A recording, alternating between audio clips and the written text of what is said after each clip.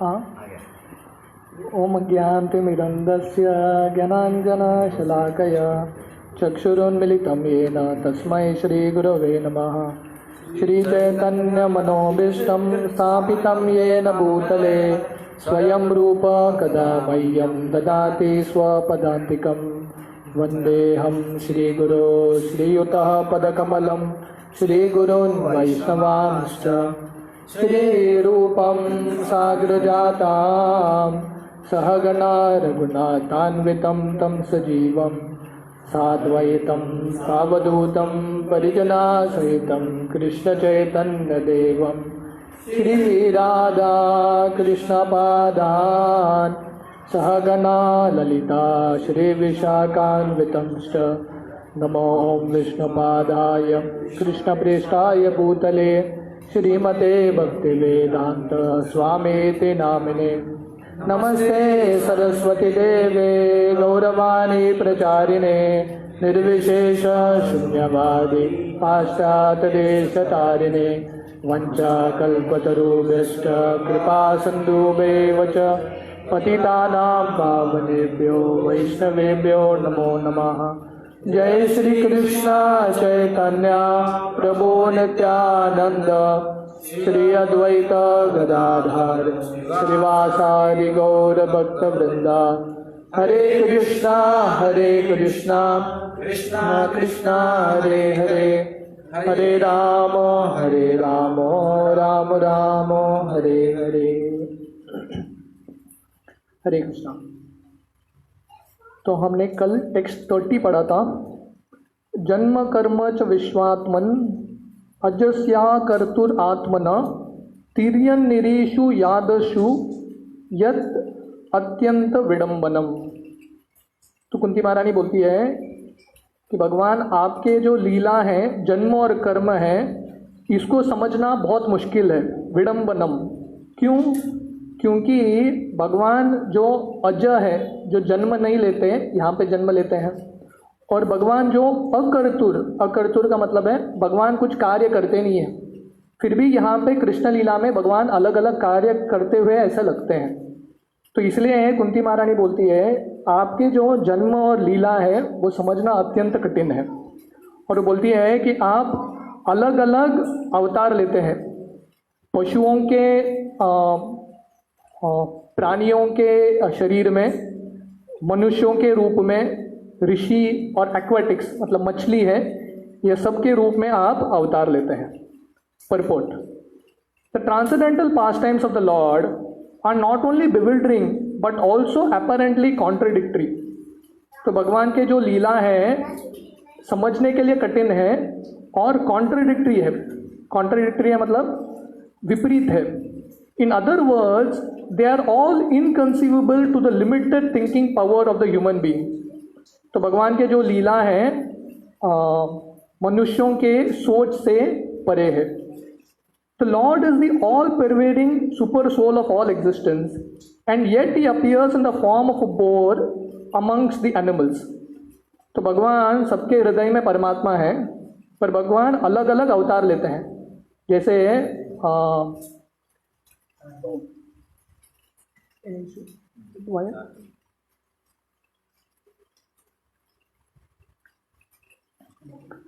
तो भगवान अलग अलग अवतार लेते हैं। जैसे पशुओं के रूप में भगवान वराह के रूप में आते हैं,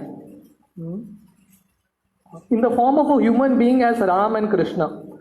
तो मनुष्यों के रूप में भगवान कृष्ण और राम के रूप में आते हैं। In the form of a Rishi like Narayan, तो ऋषियों के रूप में भगवान नर नारायण ऋषि के रूप में आते हैं। In the form of an aquatic like a fish, तो जो एक्वाटिक है, जो जल में प्राणी है, मछली के रूप में आते हैं, मत्स्य रूप में। Yet he said that he is unborn, he has nothing to do.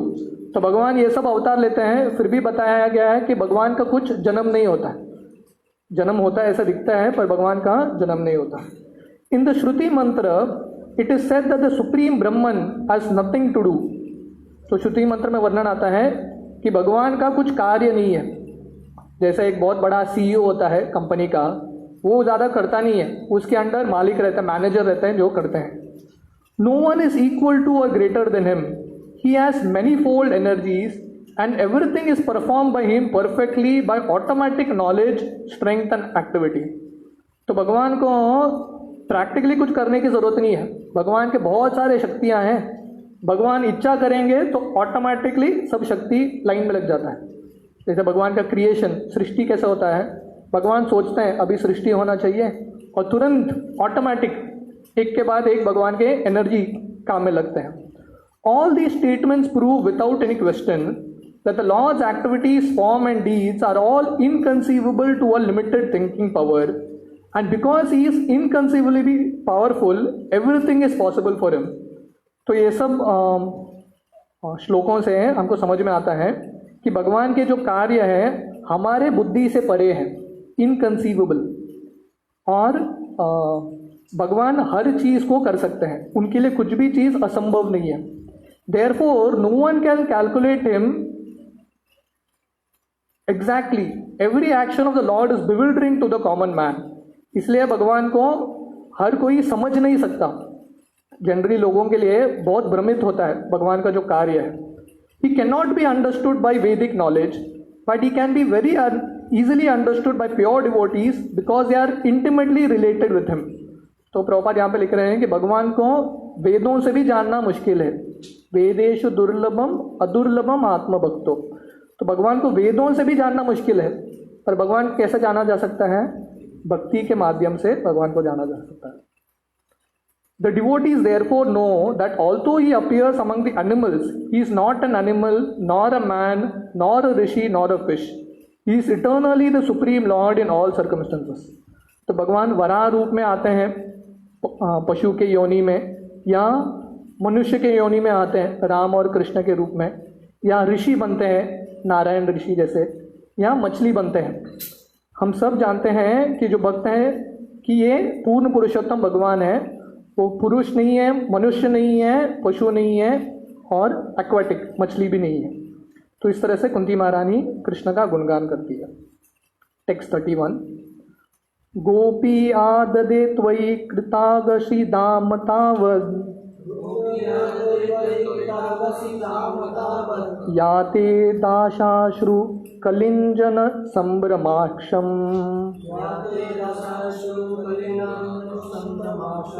वक्त्रम निनीय भय भावनाय स्थितस्य स मा विमोयति भीर अपि यद् बिभेति। तो यहाँ पे जैसे पिछले श्लोक में बोला था कुंती महारानी के कि भगवान के जो लीला है कॉन्ट्रडिक्टरी है, समझना मुश्किल है, तो उसका एक उदाहरण देती है। My dear Krishna, Yashoda took up a rope to bind you when you committed an offense, and your perturbed eyes overflooded with tears, which washed the mascara from your eyes, and you were afraid, though fear personified is afraid of you. This sight is bewildering to me. तो बोलते हैं ये जो लीला है आपका मेरे लिए बहुत बिविल्डरिंग है, समझना मुश्किल है। क्यों? क्योंकि आपसे स्वयं भय डरता है। हाँ, पर आप क्या कर रहे हैं? जब आपने गलती किया था, आप जब छोटे बच्चे थे, बाल लीला कर रहे थे और आपने गलती किया था, यशोदा ने आपको रस्सी से बांधा था और डर के वजह से आप इतना रो रहे थे, आपका सांस भी बहुत ज़्यादा हो गया और रोने के वजह से आपका जो काजल है वो सब निकल गया। तो कुंती महारानी यहाँ बोलती है कि आप पूर्ण पुरुषोत्तम भगवान हैं, भय भी आपसे डरता है, पर आप यशोदा से भयभीत हो गए। तो ये समझना मुश्किल है। Purport. Here is another explanation of the bewilderment created by the pastimes of the Supreme Lord.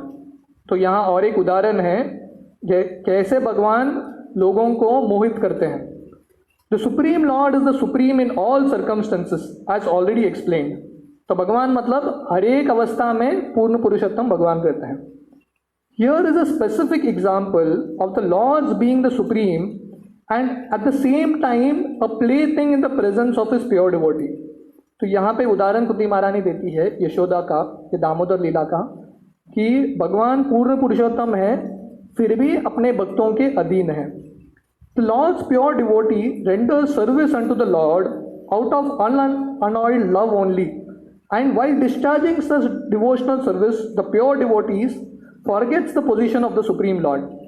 तो भगवान के जो शुद्ध भक्त हैं, भगवान का इतना सेवा करते हैं उनके भक्ति भावना से कि वो भूल जाते हैं कि ये भगवान है।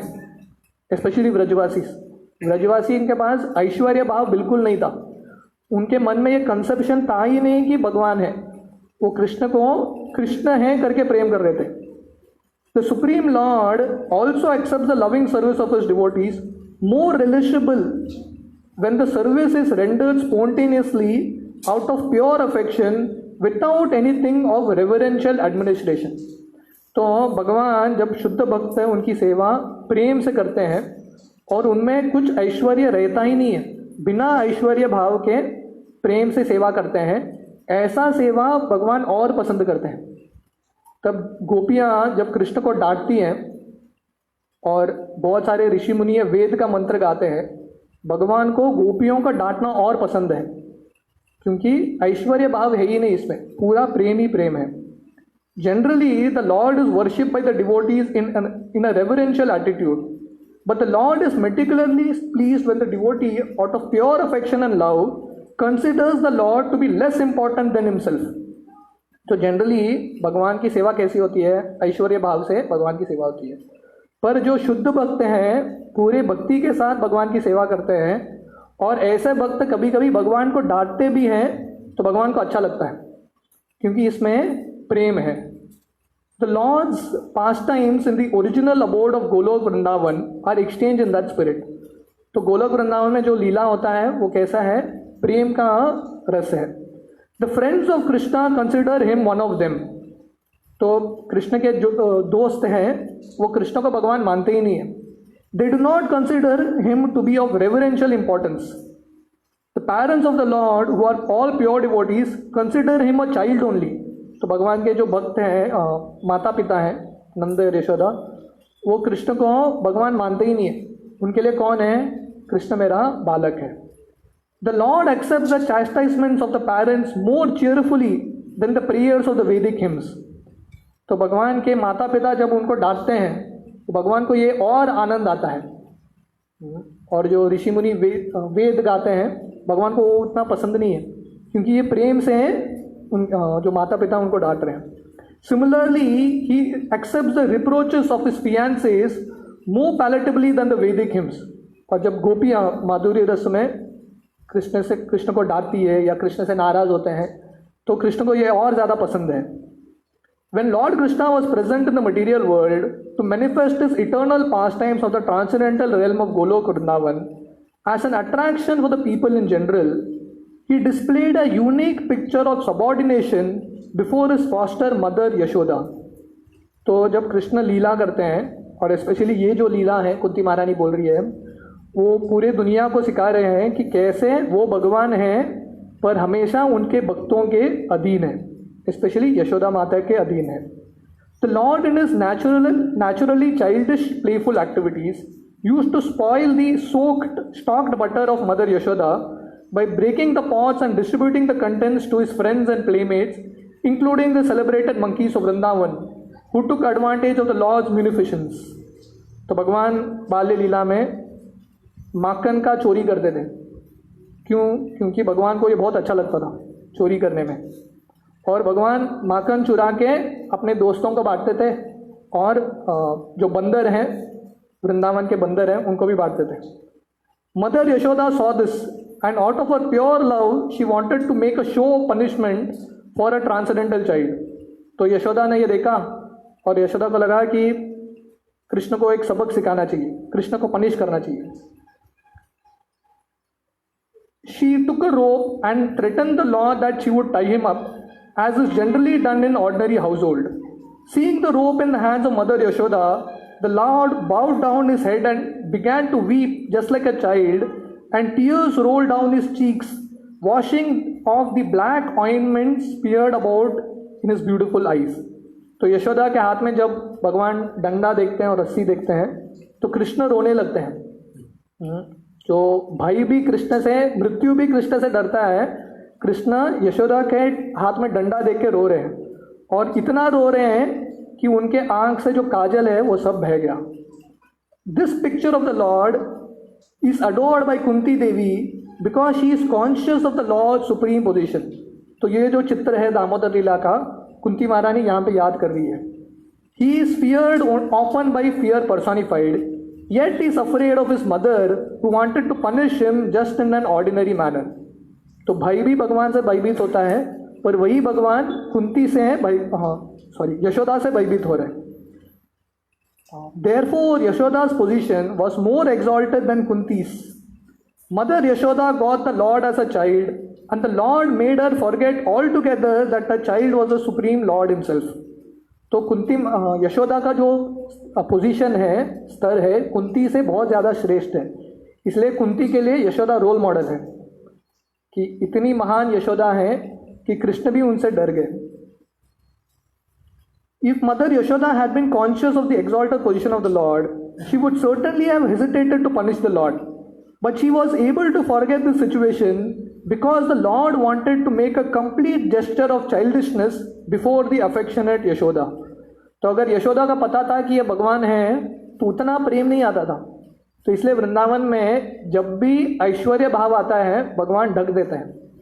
जब एक बार भगवान मिट्टी खाते हैं, मृद भक्षण लीला, और यशोदा कृष्ण को बोलती है मुंह खोलो. कृष्ण जब मुंह खोलते हैं पूरा ब्रह्मांड देखते हैं. तो यशोदा सोचने लगती है, अरे ये कौन है, ये भगवान है क्या.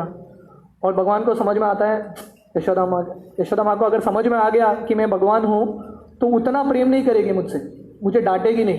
इसलिए तुरंत जो ज्ञान है यशोदा का, ऐश्वर्य ज्ञान है, भगवान उसको ढक देते हैं. और फिर से यशोदा समझती है कि ये मेरा लड़का ही है. तो इसलिए भगवान वृंदावन में अपना ऐश्वर्य कभी दिखाते ही नहीं है.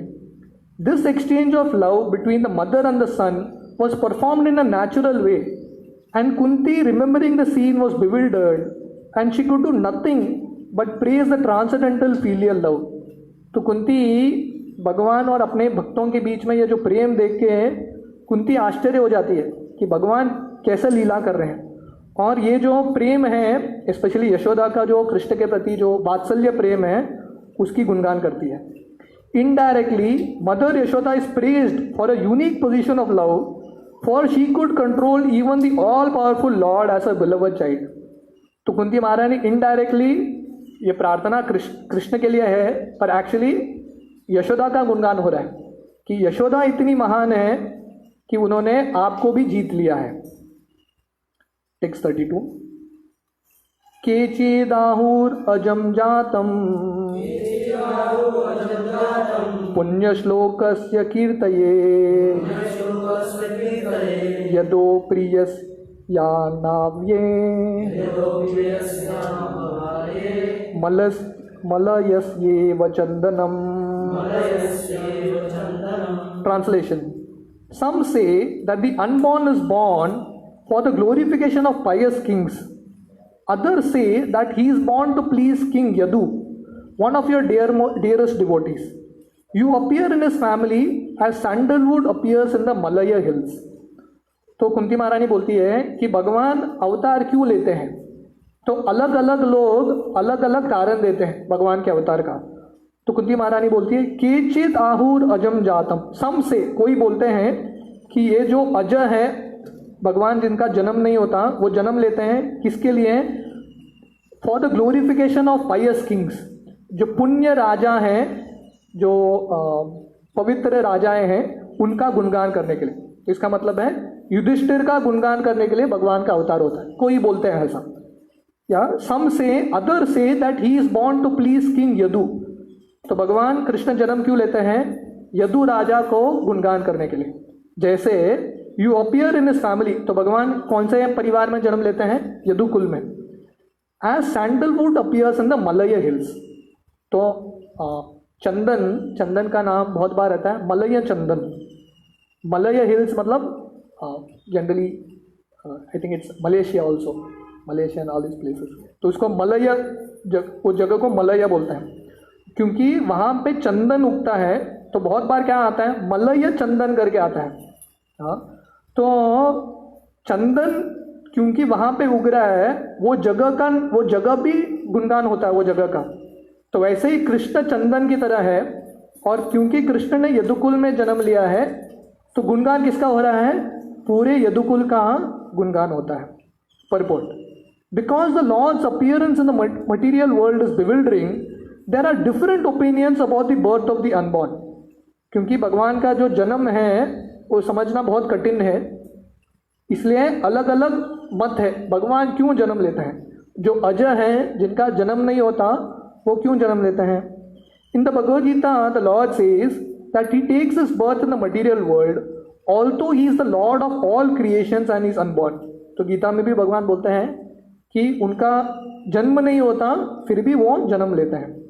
सो there can not be a denial of the birth of the unborn because he himself establishes the truth. तो कोई बोलेगा अरे भगवान कैसे जन्म ले सकता है साधारण मनुष्य की तरह?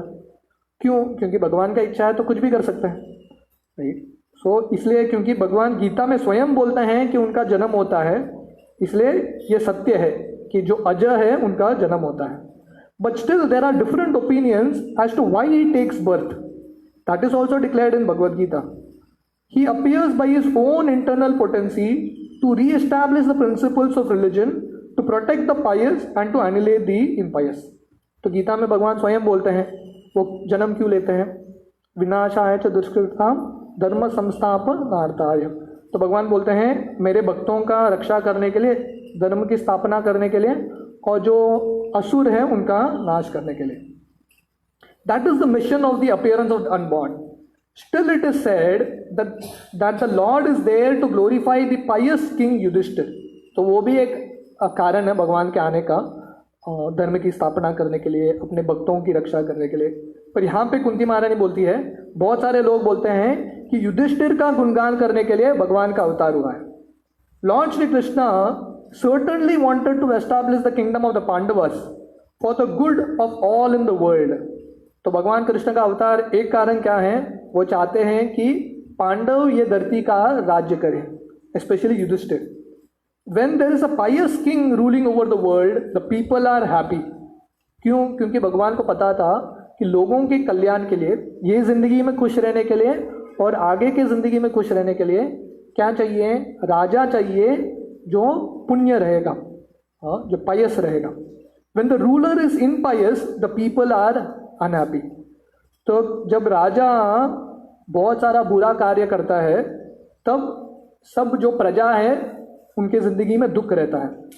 इन the age of Kali most cases the rulers are impious and therefore the citizens are also continuously unhappy.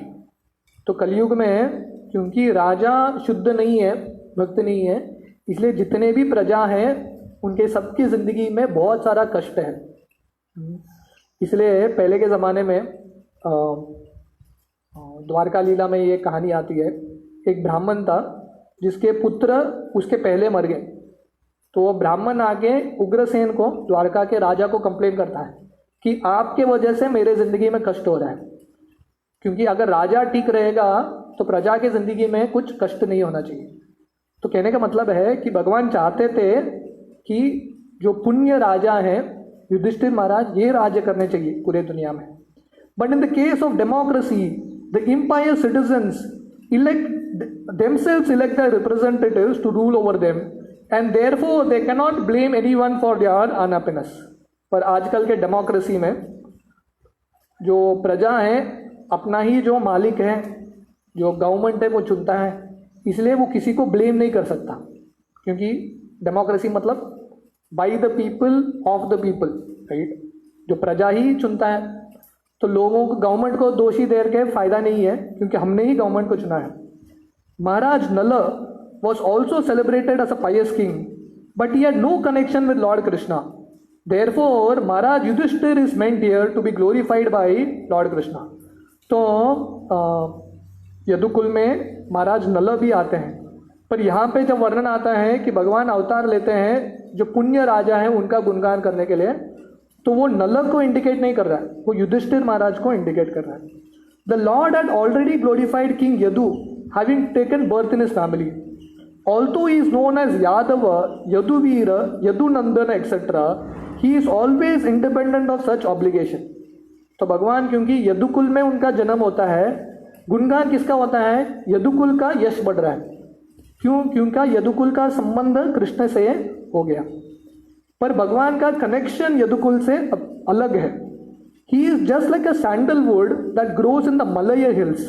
Trees can grow anywhere and everywhere, yet because the sandalwood trees grow mostly in the areas of Malaya hills, the name sandalwood and Malaya hills are interrelated. जो चंदन है, चंदन का पेड़ किधर भी उग सकता है, पर जनरली क्योंकि चंदन का पेड़ मलय जो राज्य है वहाँ पे उगता है, इसलिए चंदन और मलय दोनों इंटरकनेक्टेड रहते हैं। Therefore the conclusion is that the Lord is ever unborn like the sun, and yet he appears as the sun rises on the eastern horizon. As the sun is never the son of the eastern horizon, so the Lord is no one's son, but he is the father of everything that be.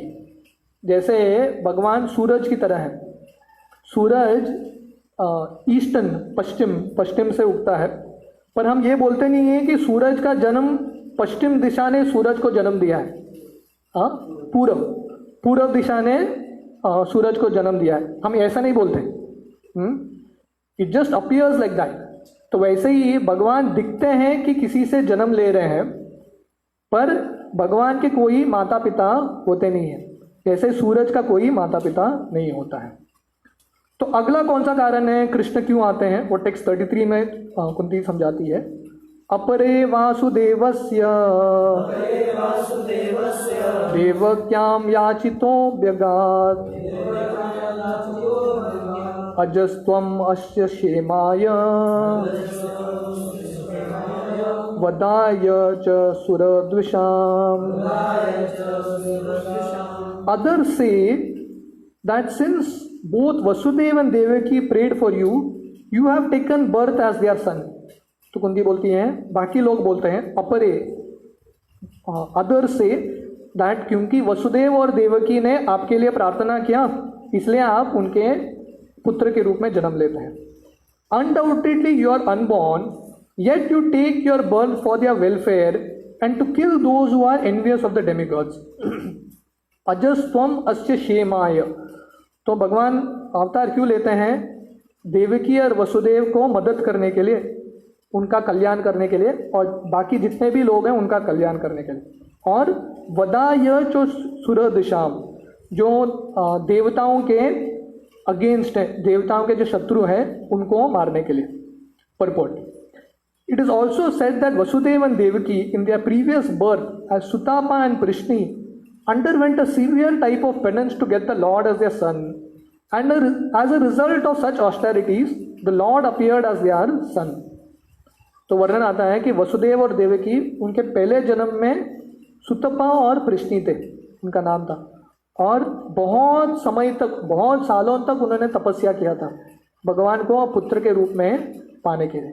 तो इसलिए कुंती बोलती है ये भी एक कारण है आपके अवतार लेने का।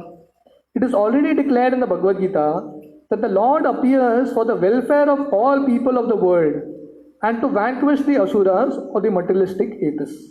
तो भगवान गीता में भी बोलते हैं कि वो किसके लिए आते हैं? अजस्त्वम अस्य क्षेमाय वदाय च सुरदुषाम। जो पुण्य लोग हैं, जो भक्त हैं, उनकी रक्षा करने के लिए क्षेमाय, और जो सुरदुष मतलब जो देवताओं के अगेंस्ट हैं, जो असुर हैं, उनका संहार करने के लिए। तो हम टेक्स्ट 34 से शाम के सेशन में देखेंगे।